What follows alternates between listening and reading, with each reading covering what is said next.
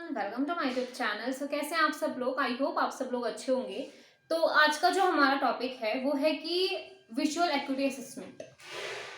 Visual activity assessment कैसे करते हैं, क्या करते हैं उसमें, और उसको डॉक्यूमेंट कैसे करेंगे, कौन कौन सी टर्म्स यूज होती हैं, उनको क्या मतलब होता है। ठीक है, तो विजुअल एक्टिविटी असेसमेंट के बारे में हम लोग पढ़ेंगे।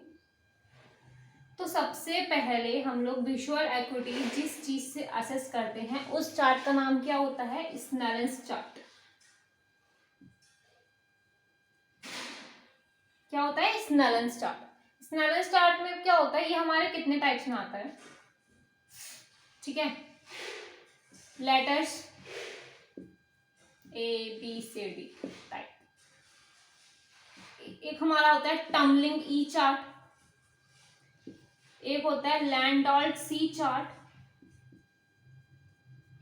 ठीक है, हम बेसिकली ये चार्ट यूज करते हैं।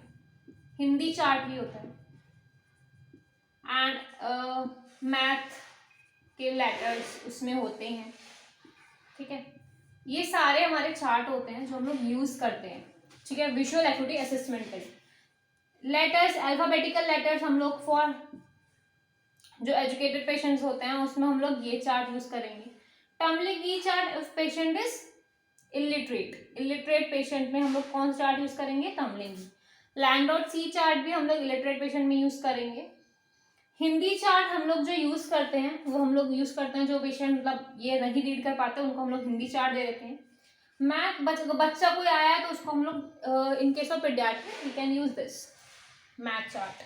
लाइक छोटे बच्चे होते हैं 1 2 3 4 तो रीड कर ही लेते हैं ना वो। सो ये सारे चार्ट्स हैं जो हम लोग विजुअल एक्टिविटी असेसमेंट में यूज करते हैं। अब जो मेन चार्ट है हम उसके बारे में बात करेंगे। अगर हम स्नेलेंस चार्ट यूज कर रहे हैं और पेशेंट को ये कितने मीटर डिस्टेंस से होता है? 6 मीटर। ठीक है, ये हम 6 मीटर डिस्टेंस से करते हैं। अगर आप लोग एलईडी यूज कर रहे हो, अगर आप नॉर्मल स्नेलेंस चार्ट यूज कर रहे हो, स्नेलेंस ड्रम यूज कर रहे हो, तो आपको 6 मीटर डिस्टेंस पे रखना होता है, राइट। अगर आप ड्रम यूज कर रहे हो, सामने मिरर यूज कर रहे हो, तो वो 3 मीटर करके हो गया। 3 मीटर डिस्टेंस पे आप रखोगे मिरर से, वो क्या होगा? सामने अगर आप मिरर रख रहे हो तो वो 6 मीटर डिस्टेंस हो गया। ठीक है, अगर आप सिंपल स्नेलेंस चार्ट ले लिया आपने और आप सामने रख रहे हो तो आपको 6 मीटर डिस्टेंस, मेन जो डिस्टेंस होता है वो 6 मीटर होता है। मिरर से आप उसको 3 मीटर, वो भी 6 मीटर ही होगा। ठीक है, आप एलईडी यूज कर रहे हो, आप लोग कहोगे कि मैम स्नेलेंस चार्ट हम लोग आपने कहा 6 मीटर पे रखते हैं।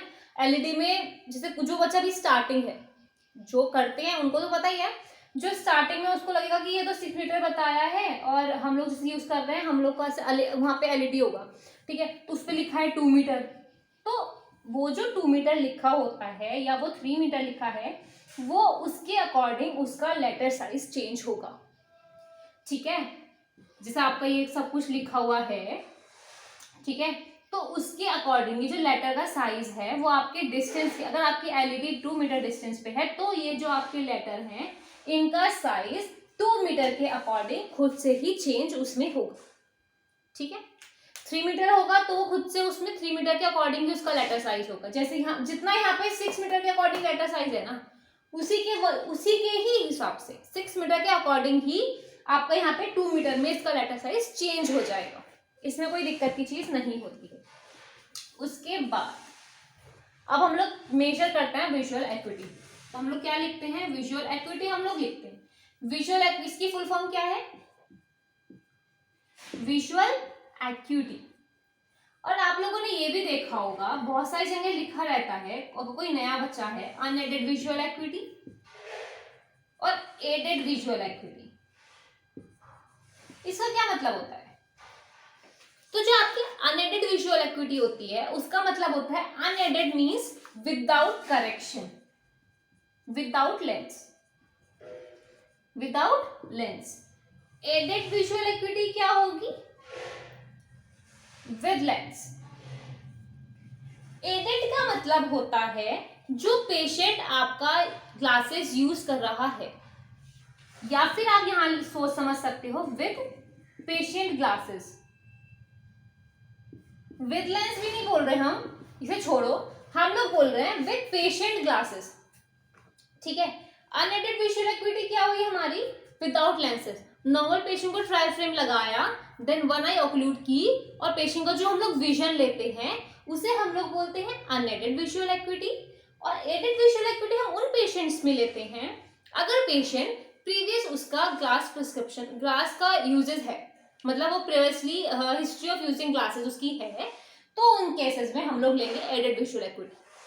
पेशेंट की ग्लासेस से, पेशेंट के चश्मे से, मेरा ये चश्मा है, अगर मैं इससे अपना विजन लूंगी विजुअल एक्टिविटी, सो ये मेरा एडेड विजुअल एक्टिविटी हुआ। अब मैं चश्मा रिमूव करके, ग्लासेस को रिमूव करके जो विजुअल एक्टिविटी होगी वो होगी मेरी unaided visual activity. Got it? ये चीज में बिल्कुल भी कंफ्यूज नहीं होना है। बहुत सी जगह होता है एडेड एंड एडेड में गलती कर देते हैं, तो ये नहीं करनी है। Unaided means without glasses, without lenses. Aided means with patient glasses. ये वो नहीं होता कि आपने पेशेंट की आई में लेंस लगाया जो आप करेक्शन दे रहे हो उससे, no. Aided visual activity means patient की ग्लासेस, जो पेशेंट जो ग्लास पहन रहा है, जो पेशेंट ने ग्लास वियर किया हुआ है, उससे पेशेंट की जो विजुअल एक्टिविटी होगी वो हम लोग एडेड विजुअल एक्टिविटी। नेक्स्ट एक हम लोग कहते हैं pin hole vision. Pin hole vision, अब ये जो पिन होल विजन होता है, हमने पेशेंट को ये चार्ट दिया, ठीक है, ये हमारा चार्ट हुआ, पेशेंट को हमने ये चार्ट दिया। उसके बाद हमने पेशेंट ने हमारा क्या किया, हमारा पेशेंट ने सिर्फ 6/24 तक रीड किया, ठीक है, समझते रहिएगा धीरे धीरे। पेशेंट ने 6/24 तक रीड किया, उसके बाद मैंने, वो इम्प्रूव नहीं कर रहा, हमने उसके लेंसेज भी लगा दिए करेक्शन के लिए, वो इम्प्रूव नहीं कर रहा, अभी लेंस लगाए वो इम्प्रूव नहीं कर रहा, तो हम लोग ये थोड़ी सोच लेंगे कि हाँ 6/24 पे उसका वो इससे ऊपर इम्प्रूव नहीं कर रहा मतलब कोई दिक्कत है, नो। कभी कभी हमें फिर उससे और पावर देनी पड़ेगी ना, दूसरी पावर देनी। उससे पहले हमें क्या करना है, पेशेंट ने 6/24 तक रीड किया, मैंने पेशेंट की आईज पे क्या लगा लिया, पिन होल लगा दिया। पिन होल लगाने के बाद पेशेंट ने 6/12 तक रीड कर लिया, हो सकता है 6/6 तक भी रीड कर ले, समझ रहे हैं, ध्यान से समझते रहिएगा। पेशेंट को 6/24 रीड किया पेशेंट ने, मैंने पेशेंट की आई के सामने पिन होल यूज कर लगा दिया, उसके बाद पेशेंट ने 6/12 और 6/6 तक रीड कर लिया। इट मीन्स अभी हमें पेशेंट को और लेंसेज का करेक्शन देना है। इसका मतलब क्या है, पेशेंट को रिफ्रैक्टिव, ये रिफ्रैक्टिव कंडीशन है, अभी पेशेंट में और भी रिफ्रैक्टिव एरर है जो पेशेंट यहाँ पे इंप्रूव कर रहा है। Got it?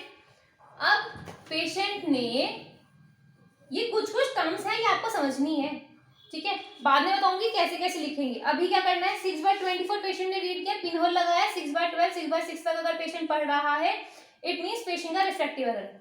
अब अगर पेशेंट ने 6/24 तक पढ़ा, मैंने पेशेंट की आई में पिन होल लगाया, पिन होल लगाने के बाद पेशेंट में कोई भी इंप्रूवमेंट नहीं हुआ, नो इंप्रूवमेंट, मींस पेशेंट को कि ऑकुलर मीडिया में कहीं पे भी कोई दिक्कत हो सकती है, कोई डिसऑर्डर होगा जिसकी वजह से पेशेंट का विजन इंप्रूव नहीं हो रहा।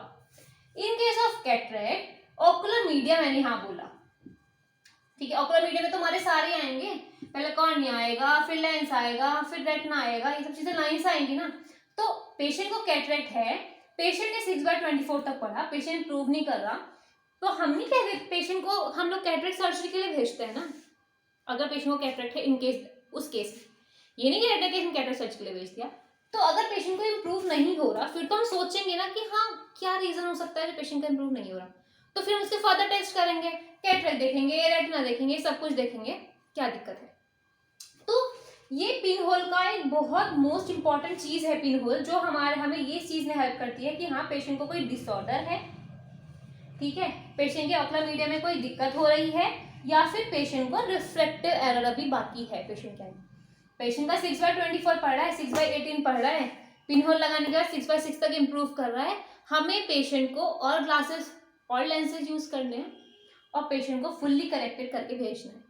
बट इस केस में अगर पिन होल से इंप्रूवमेंट नहीं हो रहा है, तो पेशेंट की ऑकुलर मीडिया में कोई दिक्कत है, तो वो हमें चेक करनी है, ठीक है।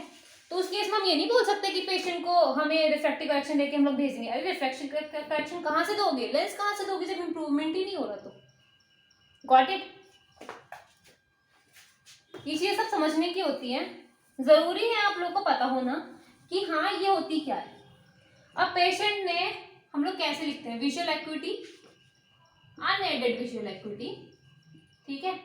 6 पेशेंट ने जहां तक पढ़ा, अगर मैं नॉर्मल पेशेंट की ले रही हूँ, इमेट्रो पेशेंट की 6/6 पढ़ लिया, ठीक है। एडेड नहीं है कुछ, 6/9 लिख दिया चलो मैंने, ठीक है। 18 ईयर्स का बच्चा है, 6/9 उसका विजन है, हम ऐसे लिखते हैं, this is for right eye and this is for left eye, यहाँ पे भी 6/9 है। Aided vision, patient glasses use कर रहा है, तो हम लिखेंगे एडेड विजुअल एक्टिविटी, विजन लिख दो या विजुअल एक्टिविटी लिख दो, यहाँ पे राइट आई का लिखेंगे, मैंने लिख दिया विजन विद ग्लासेस, वो 6/6 यूज कर रहा है, विद ग्लासेस 6/6 रीड कर रहा है। एक टर्म और आती है, वो आती है पीजीपी। इसकी फुल फॉर्म क्या होती है, PGP means previous glass prescription, previous glass prescription. इसमें क्या होता है आपका, जो बच्चा, जैसे ये बच्चा है, ठीक है, ये जो बेबी है, ये जो बच्चा है, ये इसका एडेड विजन जो है वो 6/6 है, राइट आई 6/6 है, लेफ्ट आई, ये विजन, ये अपना ग्लासेस यूज कर रहा है। इसके जो ये वाले ग्लासेस का नंबर होगा, ये हम इसका पीजीपी हमारा ये है -0.5। तो हम लोग पेशेंट का क्या होगा, जो पेशेंट चश्मा यूज कर रहा है, जो वो ग्लासेस यूज कर रहा है, उसका जो नंबर होगा वो हम पीजीपी में लिखेंगे। इसकी फुल फॉर्म क्या है, प्रीवियस ग्लास प्रिस्क्रिप्शन। प्रीवियस मतलब पुराना, पहले का जो ग्लास वो यूज कर रहा है, उसका नंबर हम लोग उसके पीजीपी में लिखेंगे, ठीक है। और जो नया नंबर होगा वो तो हम लोग लिख देते हैं ना, रिफ्रैक्शन टाइप करके, रिफ्रैक्शन में लिख देंगे, 0.5 होगा, -1 होगा, ये सब हम लोग करके उसको देंगे। ये तो हम लोग लिखते हैं ना, जैसे पेशेंट का है तो -0.50 direct sphere with 6/6 vision, -0.5 direct sphere with 6/6 vision, near vision and 6, ये तो हम लोग लिखते ही हैं, ठीक है। तो पेशेंट जो ग्लासेस यूज कर रहा है, उसका विजन हम लोग किस में लिखते हैं, पीजीपी में लिखते हैं। जो पेशेंट पीजीपी यूज कर रहा है, जो प्रीवियस पेशेंट हमारा ग्लासेस यूज कर रहा है, उसका जो भी पावर होगा वो हम लोग क्या लिखेंगे, पीजीपी में लिखेंगे, ठीक है। पीजीपी में क्या लिखेंगे, जो भी पेशेंट ग्लासेस यूज कर रहा है, उसका नंबर हम लोग पीजीपी में लिखते हैं, ठीक है। उसके बाद हम लोग जैसे नॉर्मल पेशेंट का अनएडेड विजुअल एक्टिविटी लिया, ये आया, एडेड विजुअल एक्टिविटी लिया, ये आया।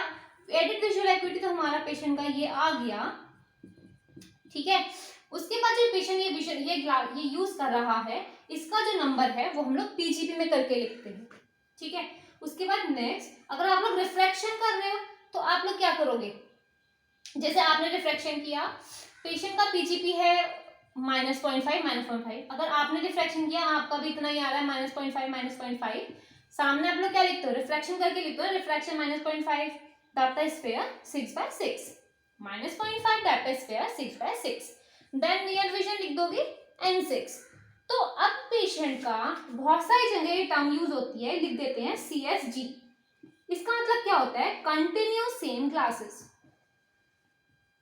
आप लोग कभी कभी कंफ्यूजन, जैसे मैं फर्स्ट टाइम जब थी, हम लोग तो थे, तो मुझे इसी से बहुत कंफ्यूजन कि CSG क्या होता है। तो ये क्या होता है, कंटिन्यूस सेम ग्लासेस।